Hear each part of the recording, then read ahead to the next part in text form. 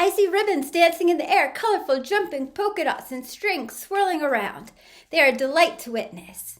So that is a literal description of an emotional experience for me. I'm Kim Clary, I'm autistic, and I have emotion-based synesthesia. Today I'm going to explain what that is and some of the neurology behind it.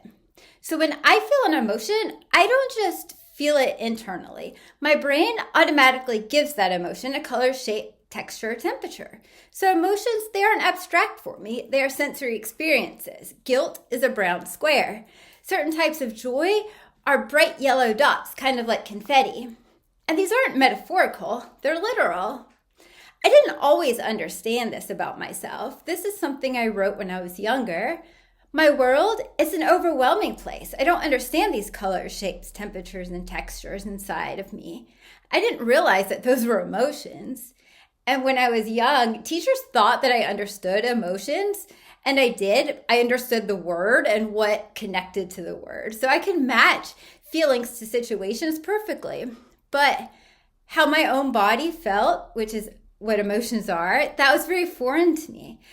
And it wasn't until adulthood that I realized that what I was experiencing, what those colors, shapes, and textures were, that those were emotions.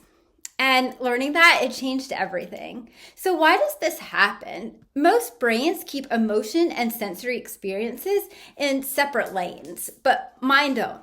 When emotion activates, it automatically triggers color, shape, texture, and temperature. And scientists, they call this cross-activation.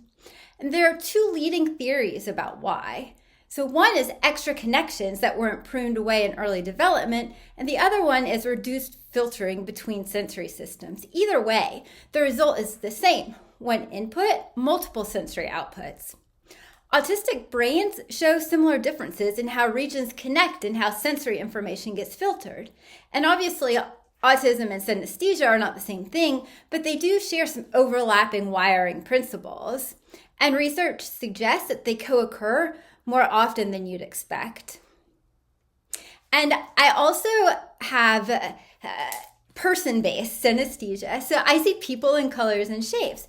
Most people, they get vague vibe about somebody, but my brain takes that emotional read and cross-activates the visual and sensory system. So instead of something feels off about this person, I get this person is sharp, metallic gray, cold, and angular. And for me, people have a baseline emotional signature that stays stable over time. So somebody who is seafoam green, they're usually going to be seafoam green.